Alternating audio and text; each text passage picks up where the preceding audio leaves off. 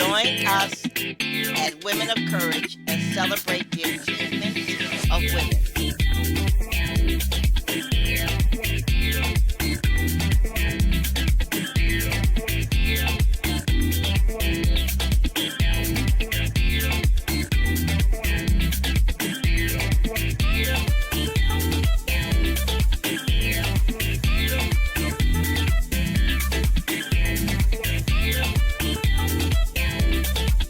The Women of Courage show is being broadcast by the Women and Children's Restoration Ministries to help you problem solve, to help you dream again, to help you believe that anything is possible.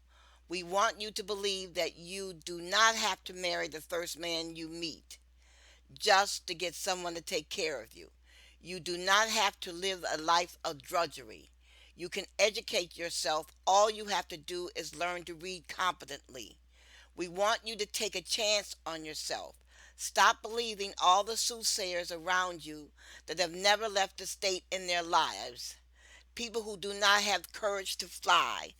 People who only think of lying, cheating, and stealing. You can live an exciting life. All you have to do is believe that you can make your dreams come true. You do not have to go to bed with someone you despise day in and day out.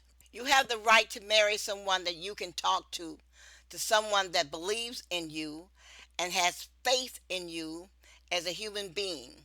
In other words, you do not have to settle for just anyone. But what you must do is strive toward your goal. You must be goal oriented. You must organize yourself. You must be clear about what you want in life and why you want such a life. All of us are made up of dreams. As our dreams unfold in our lives, our spirit soars. Realizing our dreams becomes a problem because oftentimes we are beaten down by our friends and family. We are beaten down at school by people laughing at us because of our shoe size, our ear size, our breast size, the clothes we wear, etc. We are beaten down by people saying nothing will come of our lives. We are beaten down when our mothers and grandmothers constantly say that we're going to be just like our father, an inmate in prison. Many of us are also discouraged when our mothers are inattentive. She is wrapped up in her new boyfriend.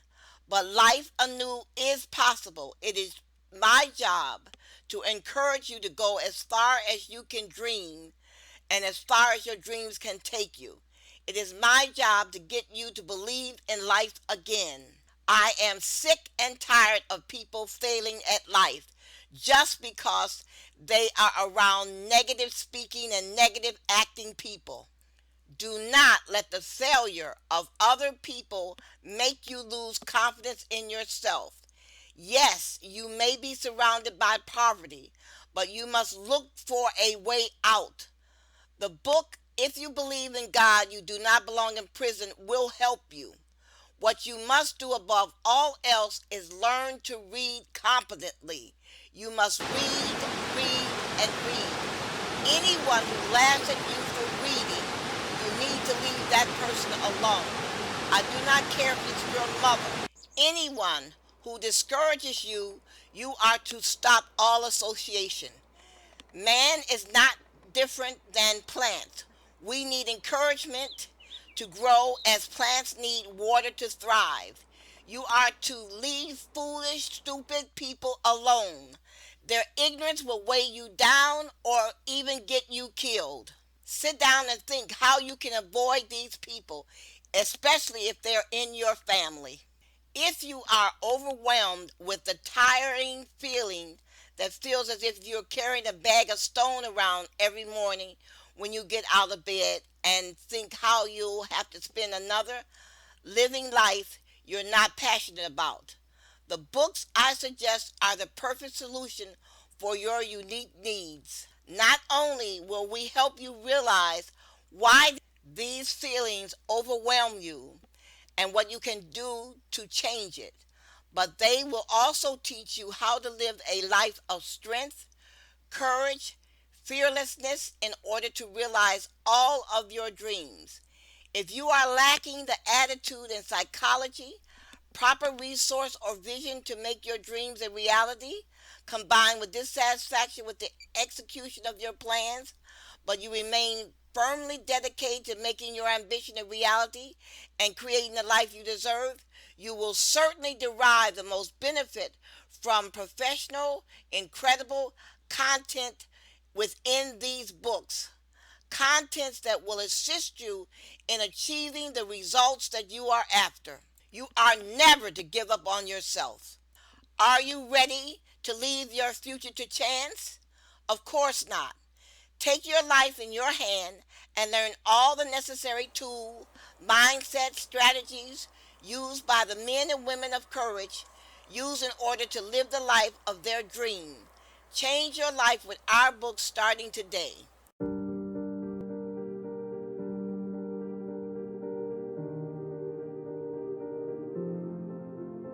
Before we begin, we're going to take a few moments to collect ourselves and to relax before we engage into our discussion.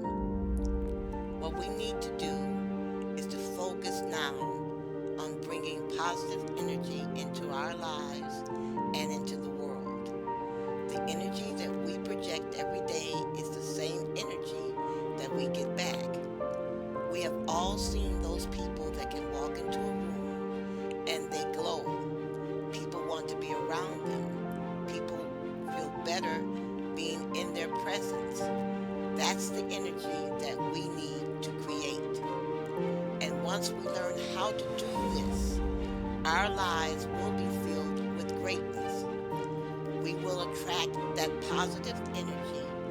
And how we can do this is by changing our outlook, meeting every day with gratitude, thankfulness, optimism, and once you do this, you will see a change in yourself.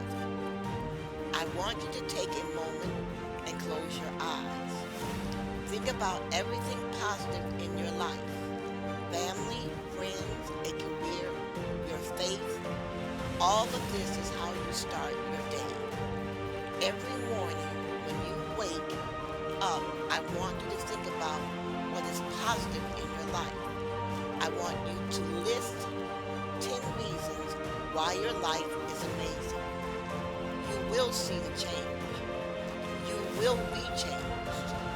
You will begin to attract life's blessings. Lead with gratitude. Be thankful and think positive. This is the second session on the subject why you should vote. Let me introduce to you some of the oldest voters in the nation.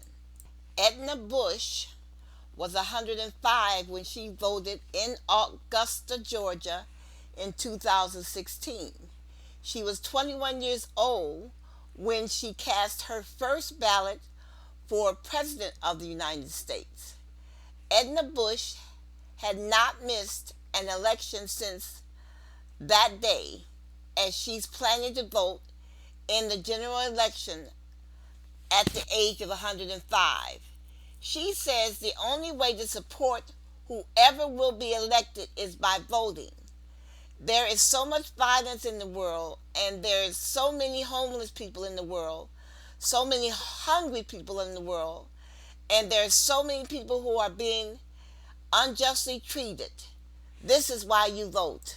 The first president that Edna Bush voted for was Franklin D. Roosevelt.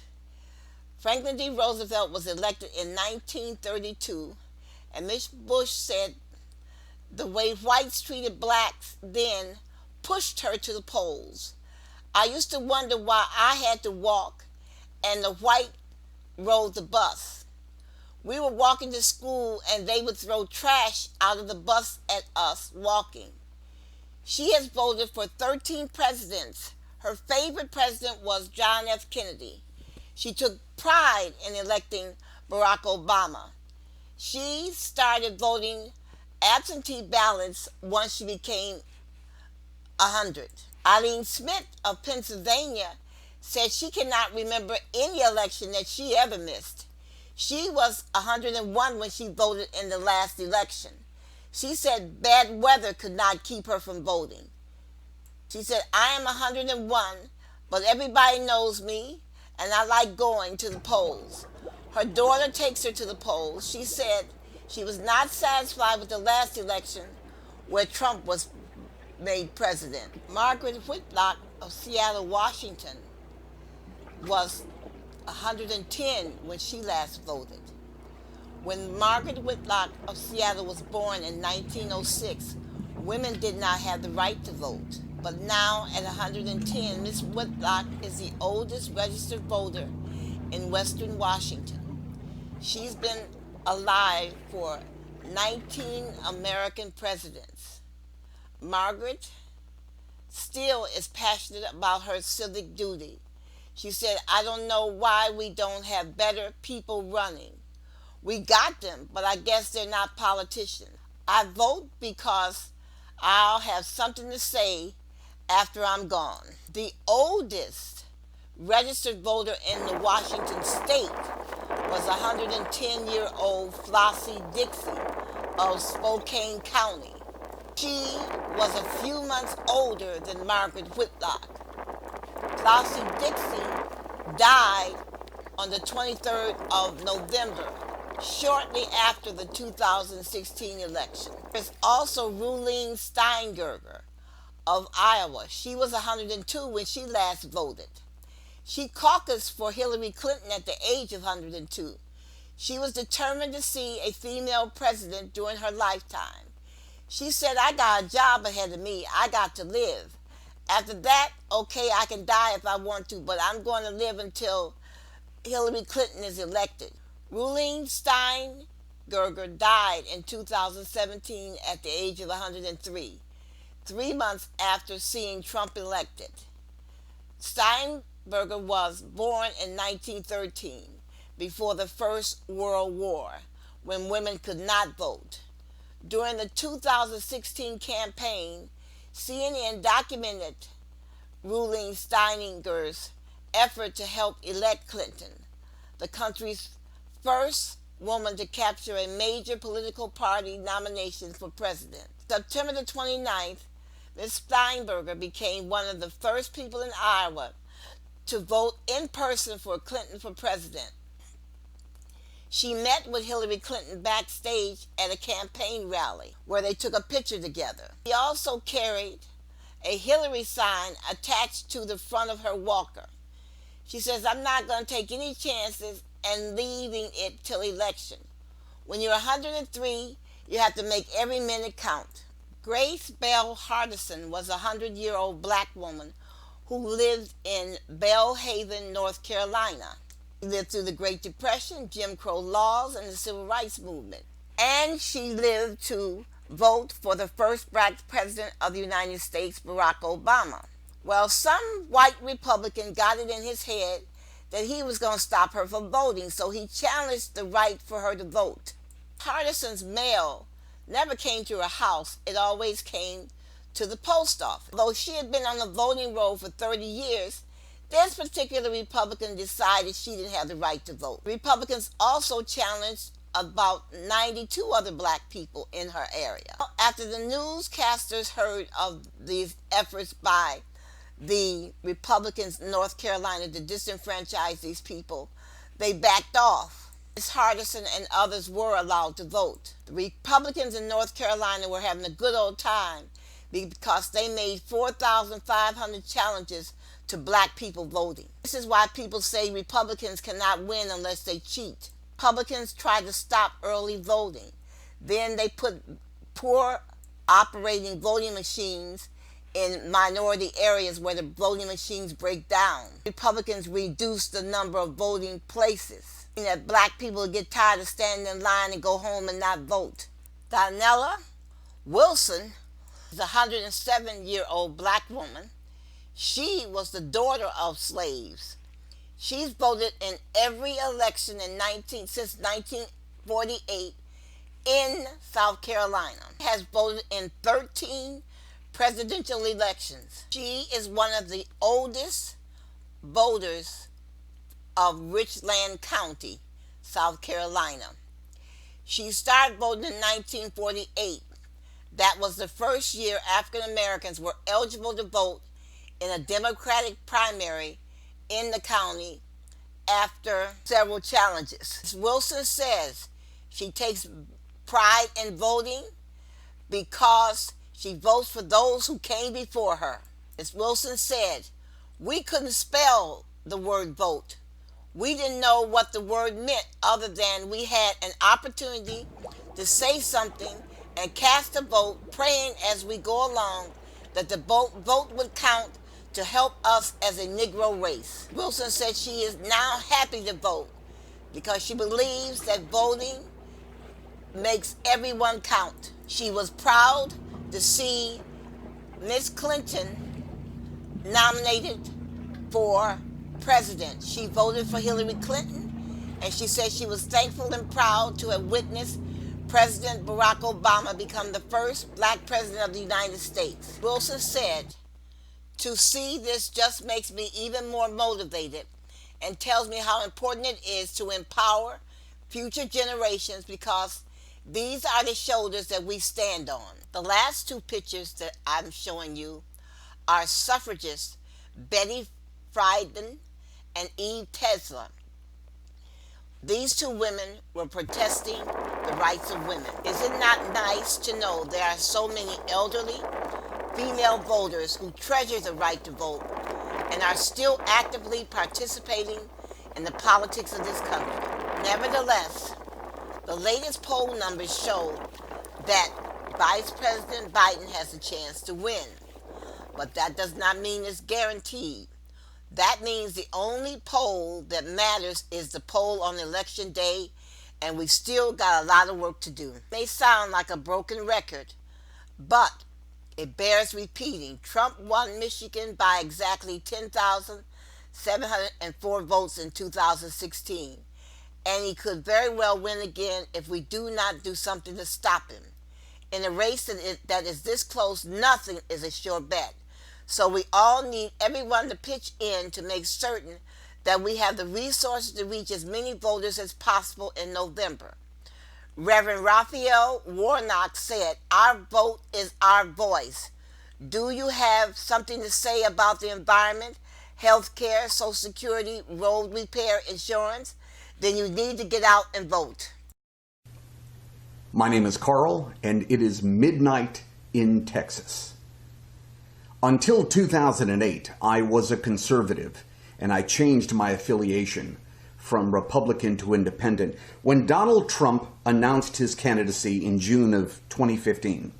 As he came down the escalator, I never thought this man would be elected. And I refused to vote for him. But when he won in 2016, I walked around like my best friend had just died, depressed for 3 days. And my wife said to me, "Well, you never know. I mean, maybe he'll learn and grow into the job and shock us." Well, he never grew, he refused to learn, and he has still managed to shock us. From his favorable actions and comments about Putin, to pulling out of Syria, to paying off porn stars, lying about it, getting caught, lying again, doing it all over again with a different woman, his actions on immigration, settling a $25 million lawsuit, operating a blatant university scam, hiding his grades, his medical evaluations, his taxes, longest tax audit in U.S. history, probably, his inept management of the entire COVID-19 crisis to the point that it's comical to watch. 140,000 Americans are now dead. That is the equivalent of every single citizen in Dayton, Ohio, dead. And even at the beginning of July 2020, he said, "I still think the virus will disappear, I hope." AIDS hasn't disappeared. The common cold hasn't just disappeared. Tuberculosis hasn't just disappeared. His photo op at the church holding the Bible, how positively disgusting. I'm dismayed with his hourly, childish, incessant Twitter posts. This recent incident with promoting Goya products at the White House, at the U.S. Resolute desk, I'm appalled by the division and hatred he has purposely fostered in this country. Well, enough. Enough. I will be voting for Joe Biden in November. And about 25 of my conservative friends will be doing the same. Do I believe that Biden is the ideal choice? Is he the finest conceivable person to occupy the Oval Office? No, but he's a man of decency, and he also understands the consequences, the trickle-down effect of irresponsible behavior.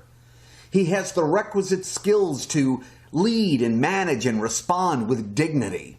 Donald Trump is a cancer on this country and must be removed, and we have one opportunity, one in November.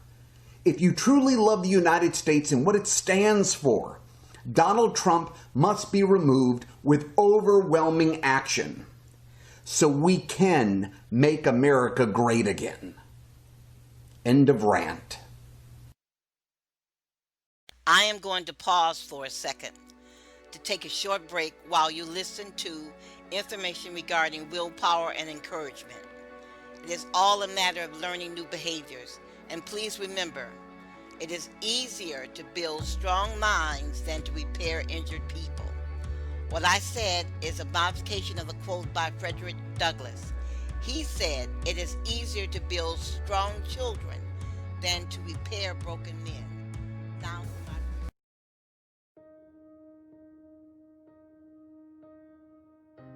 anything that you want in this life can be obtained.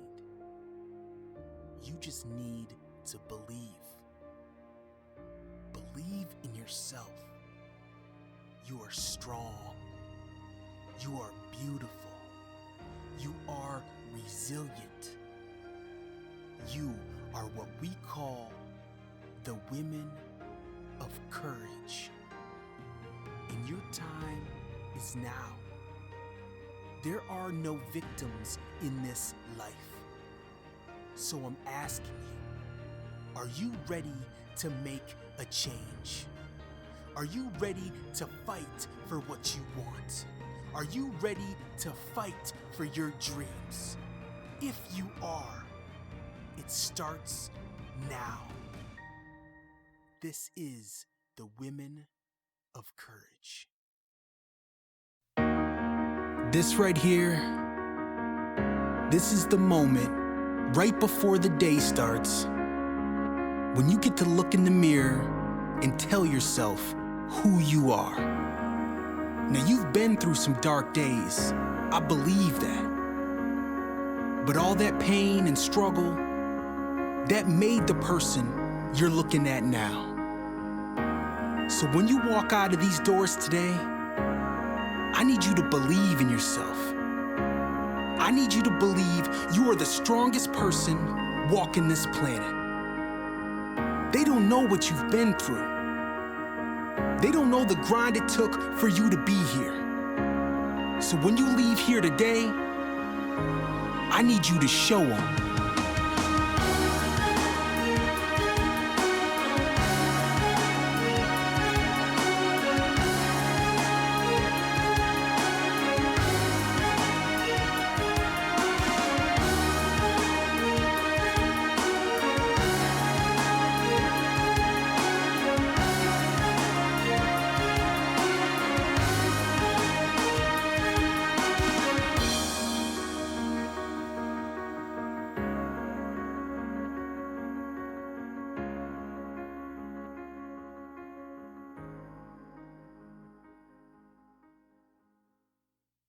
next, I'm going to read some information to you. These are facts that you may not know about voting. Listen to the dates that I give you and think about who this involves, and you'll see the reason why you should get out and vote. In 1789, the Constitution grants the states the power to set voting requirements. Generally, states limit this right to property owners or tax-paying white males, which was about 6% of the population. Notice I said 6% of the population. No one else had a voice. No one else could vote. 1792 through 1838, free black males lost the right to vote in several of the northern states, including Pennsylvania and New Jersey. Then in 1792 to 1856, the abolition of property qualifications allowed white men to vote. So you no longer had to own property in Kentucky in 1792 for you to vote. And the last state was North Carolina in 1856 that allowed white men to vote if they didn't own property. The first presidential election where non-property white males were allowed to vote was in 1828.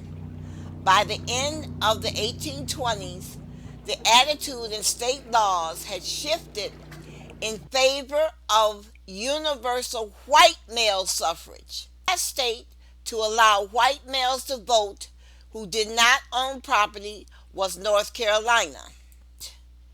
In the states of Massachusetts, Rhode Island, Pennsylvania, Delaware, and North Carolina, you still had to pay taxes to qualify to vote. Left the poor white males in these states disenfranchised. These white males didn't like it, so they continued until 1856 when they were finally allowed to vote. In 1887, citizenship was granted to Native Americans who were willing to disassociate themselves from their tribe.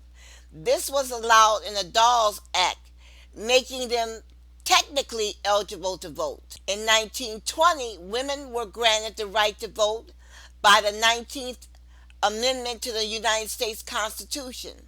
In practice, the same restrictions that had hindered the ability of non-white males to vote now also apply to non-white women. You see by the years how long these people had to fight to be able to vote. And in 1924, all Native Americans were granted citizenship and the right to vote through the Indian Citizenship Act, regardless of tribal affiliations. By this point, approximately two-thirds of Native Americans were already citizens. Notwithstanding, some Western states continued to bar Native Americans from voting until 1948. In 1943, Chinese immigrants were given the right of citizenship and the right to vote by the McManus Act. In 1961, residents of Washington, D.C. were granted the right to vote in the U.S. presidential elections by the 23rd Amendment to the United States Constitution. In 1964, poll tax payments were prohibited from being used as a condition for voting in federal elections by the 24th Amendment to the United States Constitution. In 1966, tax payments and wealth requirements for voting in state elections were prohibited by the United States Supreme Court in the case of Harper versus Virginia Board of Elections. So you see, some people were still prohibited from voting in state elections, whereas they could vote in the presidential elections. In 1971, adults ages 18 through 21 were granted the right to vote by the 26th Amendment to the United States Constitution. This was enacted in response to the Vietnam War protests, which argued that a soldier who were old enough to fight for their country, they should be granted the right to vote. Voters all over America are receiving daily emails that state our rights to vote is under attack. The articles say across the country, Republicans are working around the clock to systematically suppress and take away this fundamental right by purging voter rolls, drawing partisan district lines, enacting strict voter ID laws, and more.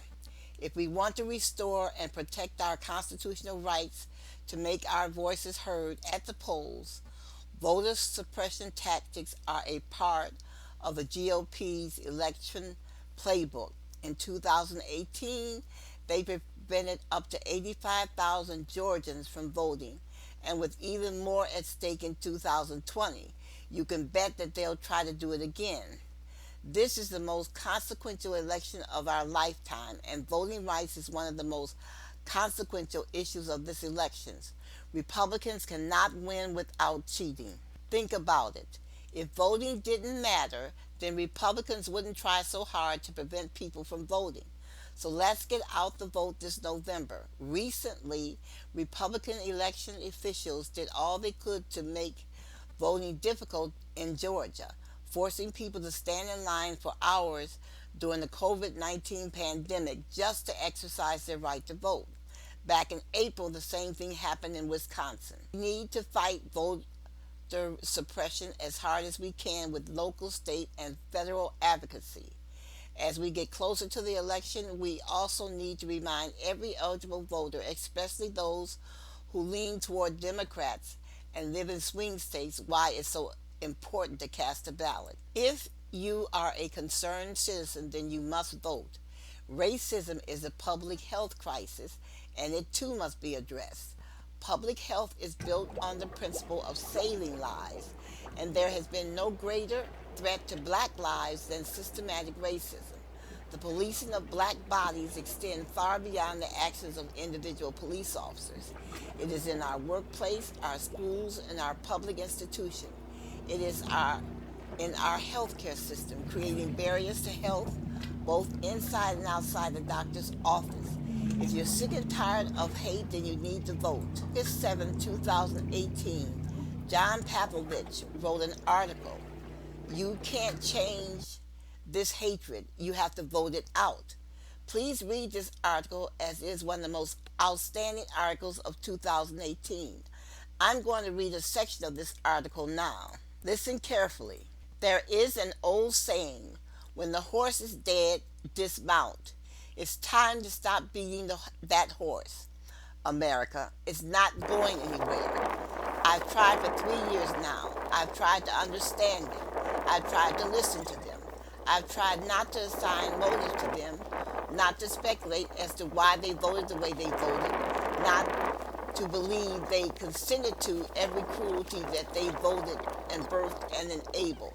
I tried not to caricaturize them, not to make them into one-dimensional stereotype, not to treat them as some fictional other who presence poses a threat. I have tried to appeal to their sense of decency, to their capacity for compassion, to their faith in Jesus. I have quietly endured thousands of their racist outbursts and homophobic rants on Twitter and at neighborhood picnics and across the Thanksgiving table, in the hope that I could find some vulnerable place beneath their fears to access later. I've tried buoyant pep talks and firm, tough love and expressions of kindness and straight talking challenges and attempts for an affirmation. Okay, the writer continues to talk about how he's been trying to deal with hate. He says, I've tried discussing theology. I've tried sharing stories of oppressed communities. I've tried to offer facts in the face of a million lies generated by their president. I tried to show the lesson history has taught us about the slope we're currently sliding precipitously down. Everything I've tried has failed to reach fertile ground. Nothing has worked. It has all been fruitless. I think it's time to stop saying that we need to understand these people. I think we do understand them. We understand that they have dug in their heels so deeply they will not be moved by anything, not by facts or data or truth or their own eyes. We understand that there is no political scandal massive enough, no president's tweet reckless enough, no legislation predatory enough to alter their allegiance. We understand that the past 3 years of viciousness and ineptitude hasn't tempered their passion, but ignited them. We understand that the image of angry white American male, God is so burned into their brain that they see no conflict with religious devoid of love or a world absence of diversity or a theology made of malice. We understand that infidelity, dishonesty, cruelty, obscenities are no longer liabilities to those they would have lead them. We understand that Fox News poison has so fully circulated through their system that truth is no longer necessary. We understand that the white supremacists in the cabinet and the Russian affiliation in our elections and children separated from their parents are acceptable collateral damage to winning. We understand that their capacity to rationalize away human rights atrocities now border on complete delusion. People have warned that we should treat these people with kid gloves, that explicitly expressing anger or pointing out criminality or vocalizing opposing injustice right now would only drive them deeper into their entrenched position. The author goes on and says, that's a fairly dire assessment.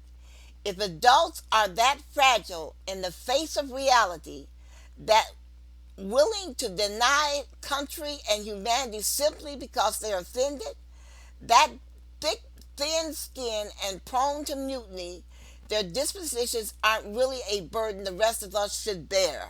We do not come to this understanding with any joy or self-satisfaction.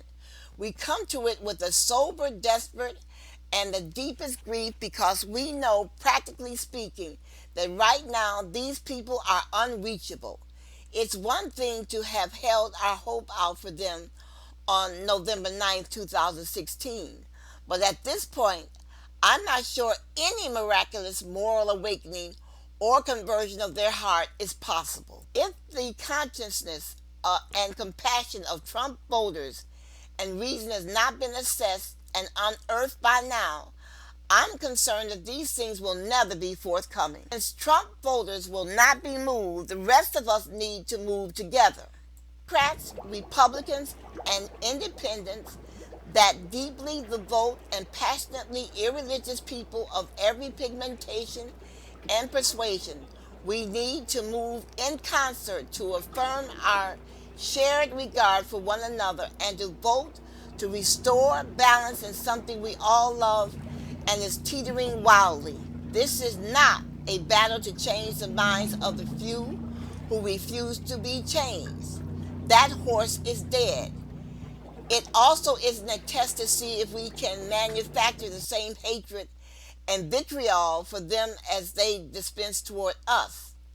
That is a golden moment for the vast, sprawling army of good people who believe in the beauty of diversity and in fully accessible America to speak unequivocally on our social media profiles, at family gatherings, in churches, and most of all, in the voting booth. Here is the author's pivotal statement. We do not need to convince or coddle or win over hatred. And we don't need to outdo it either. We need to outnumber it. We need to outlast it. We need to outlove it. And we need to outvote it. You want to get rid of the hate in our country? Vote. Hi, I decided that at the end of every show for the next year, I would share excerpts from a book that I believe would enhance your life and make you a stronger thinker and problem solver. All characteristics that will help you win at life and raise stronger and healthy children. Many of you turn your nose up at reading, or you snub the advice that you must read in life to succeed, or you compare the cost of a book to getting a new pair of shoes or getting your hair done or your nails done. The reason why you make these cost comparisons is because you do not truly value a book. A book is a magnificent instrument that can change the course of your life and the lives of your children. In later shows, I plan to discuss with you how a book changed the lives of certain people. I understand that you do not earn a lot of money, and this money is valuable to you because of all the things you see advertised that you desire. and you do not want to spend a lot of money on a book. A new pair of shoes is more valuable to you than a book. If you truly cannot afford a book, then you need to go to the library and take your children with you for a day of reading. You must gird your loins and proceed at educating yourself. Some of you seem to think that having a conversation with your stupid girlfriend or your stupid boyfriend will help you more than reading a book, when actually having a conversation with your loudmouth girlfriend or loudmouth boyfriend is merely a cathartic, allowing you to blow off steam and proclaim how life has been so unfair to you. What you do not realize is that the advice coming from your do nothing girlfriend or your do nothing boyfriend is advice coming from a fool. Your do nothing girlfriend is a sexual opportunist looking for a man she can impress with her body. When her vagina fails her, what will your girlfriend do but go to work at McDonald's or Wendy's at the age of 60 and continue to spread her ignorance at church? Her daughter will be on the street and her son in prison. She will never realize that her life is the result of the decision she made not to educate herself through reading. All her life, she felt that she had something better to do than reading. She had something better to do than reading with her children. She had something better to do than working with her children. And that was going to the bar, trying to entertain a man, or trying to find some man that would buy her a pair of shoes. A man spending money on her was more important than educating herself. In later shows, I'm going to spend a great deal of time giving you some examples of fools. These are people who think they are smart, willing to trade their body and integrity for a dollar bill. These people end up in the cemetery after lamenting each and every day of their lives about their unfilled dreams. Do not be upset by the use of the word fool.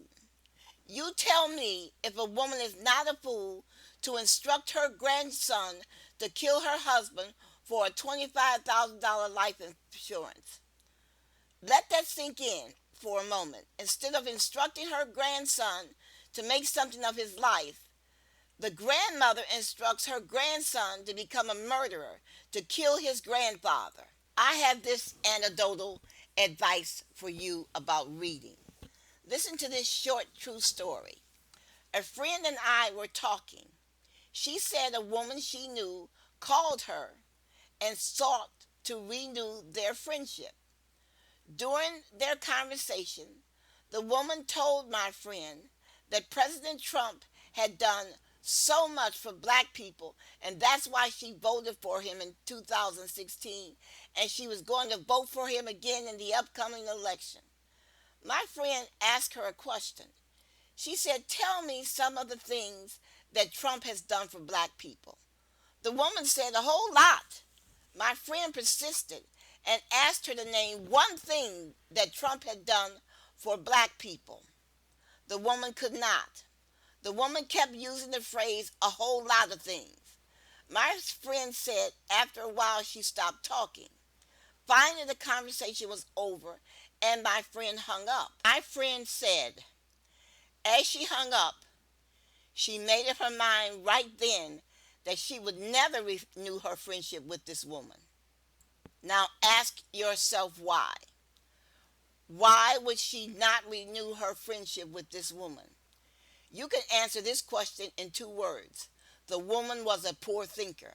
She never investigated anything that was told to her. Whether you know it or not, a person who is a poor thinker, who does not examine his or her thinking, is a very dangerous person indeed. Think about it. Know your enemy. Your life is in the balance every day that you awake because you do not know your enemy. You spend all day thinking about how to impress people, what clothes to wear, how best to seduce a woman, how to get people to like you so you can use them, have someone call you for a date. That you do not stop and think and ask, what forces are acting in my life causing me to fail? You have not surveyed your life, asking the question, why is there more rain in my life than sunshine? Why do I keep hurting myself and others? What is wrong? Why am I thinking the way I think? Why do I think it is smart to cheat, lie, and to steal? Why am I who I am? Instead of rushing out every morning, you need to sit down and take stock of your life. You need to sit down and ask yourself, who have I brought into my life that is causing problems in my life? Yes, there is a person or persons in your life that is changing the tide of your life, that is causing you to self destruct. You are relying upon their advice. You admire them. You think they're smarter than you. You think they have all the answers because you believe the facade they are presenting. They are whispering in your ear at work or at home or at play, and they are causing you to make unwise decisions. These people are called the third voice. Who is the third voice in your life that you're listening to that is causing problems in your marriage? Who is the third voice causing problems on your job? Now, don't be a fool and convince yourself that the third voice in your life is your girlfriend is telling you not to go to the bar and bring a man home. She is not the third voice in your head causing destruction. She is not why you do not have a boyfriend that turns into a husband. It is a voice that is advising you to be wicked. That is a third voice. The voice that says you need to get into the groove by sticking your breast out and going to bed with your girlfriend's husband or dance topless at the bar because it is fast money than working at McDonald's. Working at McDonald's is stupid. Marrying and buying a house and paying taxes is for fools. You should use your vagina to get a man or use your penis to punish women. You should sell dope for a living. You should not pay your brother in law back the money he loaned you. You should run two or three women at a time and not pay child support. This is the third voice. This is a voice that's seducing you. But do not put all the responsibility on the third voice because this voice could not seduce you if you did not listen to it, if you had a good heart. If you are selfish and self centered, this voice will get you every time. So when you try to find a third voice in your life causing problems, first look to yourself and ask, am I lending myself to self destruction? When you take assessment of your life, ask yourself, how blameless am I? What changes do I need to make in my life to turn it around? The first change you should make in your life is to change you. The second change to make in your life is to change your friends, those that do not contribute peace and health into your life. Anyone who tells you to use your vagina to get money should be removed from your life. Anyone who tells you to rob a liquor store, go to a bar instead of studying for an exam, or take another hit of the crack pipe, or selling drugs should be removed from your life. As you are removing these people from your life, move to another address so they cannot find you. Remember, your life is in the balance every time you leave the home when you do not know who your enemy is. If you have not made any significant changes for the good in your life, the enemy in your life may be you. A discussion of the trial of the mind. More time should be spent instructing children how to think rather than telling them what to think. If we teach our children how to process information and how to avoid making emotional judgments and assumptions, we would have far fewer murders in this country. Almost no time is spent in the classroom teaching children how to think. So when they grow up they still do not know how to bridle envy and jealousy. Children are told to digest mounds and mounds of facts and to be prepared to regurgitate these facts at will. Consequently, when children get in trouble with their emotions, they do not know how to respond and explosions occur. I like a shiny red truck. I do not have a shiny red truck. Robert has a shiny red truck. I want Robert's shiny red truck. I think I will hit Robert and take his shiny red truck. What does a person do with emotions such as jealousy, envy, and hatred? I like Bob. Gloria says Bob likes girls with large breasts. I do not have large breasts. Brenda has large breasts. Since Brenda has large breasts, Bob will like Brenda. I hate Brenda because Brenda has large breasts, causing Bob to like her. How can I get rid of Brenda? The test in life is how well you handle your thoughts. How well do you evaluate what you are thinking? What do you think about all day? What thoughts flow in and out of your mind every day? How well do you handle these thoughts when they are disruptive, when these thoughts upset you or make you angry? How well do you handle envy, jealousy, and hatred? Do you allow these thoughts to fester until they become unbearable? How often do you plot the demise of that man or woman you hate because they married and they have someone to care for them? How often do you tell lies at work because you are jealous of your coworkers? Why do you refuse to face the fact that you are too lazy to go back to school to provide a better life for your children? Why is it so hard for you to face the fact that your neighbor is getting ahead in life because he's willing to work two jobs to provide for his family? Why don't you evaluate your thoughts when you see a woman whose breasts are larger than yours? Why are you always looking for a married man to date? And why is it so important to you to reach satisfaction from making your supervisor look foolish? Why not read a book that will help you develop the process of resolving one's thoughts? Come on, use your brain. How can you be a man's fiance when he's married? The average man who cheats on his wife will sooner or later decide it makes no sense to exchange his wife for you and disrupt his life. He knows what kind of woman he has at home, and he knows what kind of woman you are. Why do you hate George so much? He works two jobs to buy the pretty red truck that women like so well. George must really get your goat if you spend every day plotting how to seduce his wife. Do you really think taking his wife to bed will make you the man George is? Buying yourself a Cadillac is not going to make you the man you want to be. You need to change and take responsibility for yourself and your family. You need to pick up a book, educate yourself, and change and fulfill your life's purpose. Reading is one of the most important activities that a person can participate in. A world of information is available to you. This information can help you shape and change not only your life, but the lives of your children and spouse.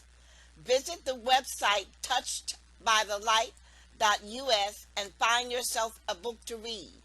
For more information, you can email us at murderedvoices@gmail.com. You can visit touchedbythelight.us and learn what our books have to offer to you.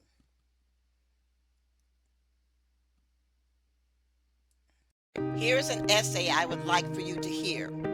It is entitled Finding the Light. We would like for you to imagine that you are standing in darkness, but there is a circle of light shining all around you. As you walk, the circle of light moves with you. Now imagine you are walking toward another woman standing in darkness. She is also surrounded by a circle of light. Now if you continue to walk toward her, your light and her light will overlap. Now imagine that the two of you begin walking toward a third woman who is standing in darkness, but also surrounded by a circle of light. As the two of you approach the third woman, your lights will begin to overlap. Now there are three of you standing together in the light, surrounded by darkness, and you begin walking toward a fourth woman. What do you think is going to happen?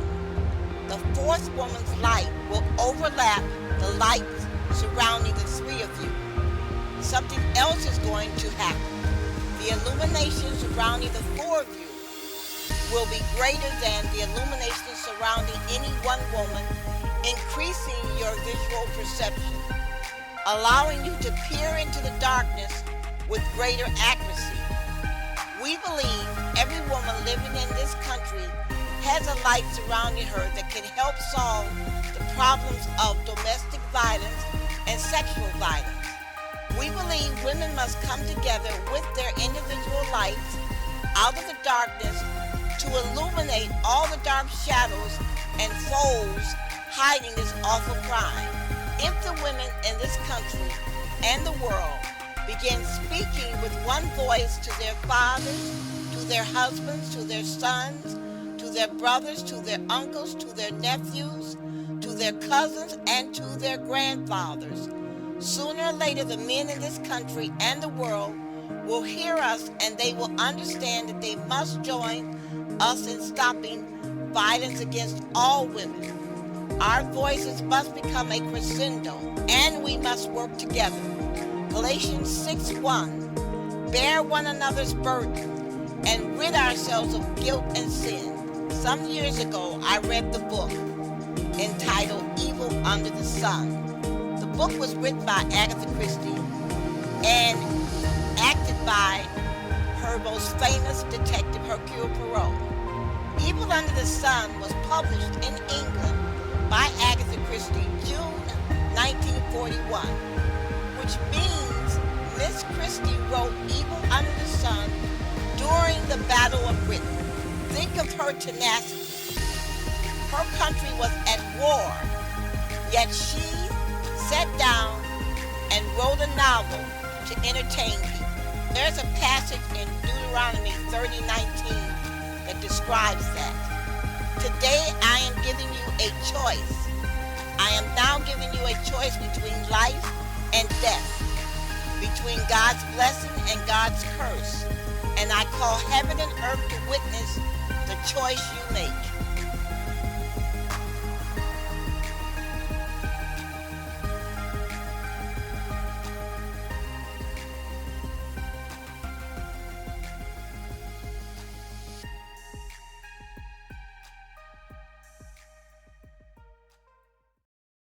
Join us at the Women of Courage Show every Friday from 3 to 4 p.m. and every Sunday from 8 to 9 a.m. for information that will change your life. You can also visit us at our website, touchedbythelight.us, for more information. Thank you. If you do not like your life, then change it. Listen to us when we broadcast, and we can help you find a new way.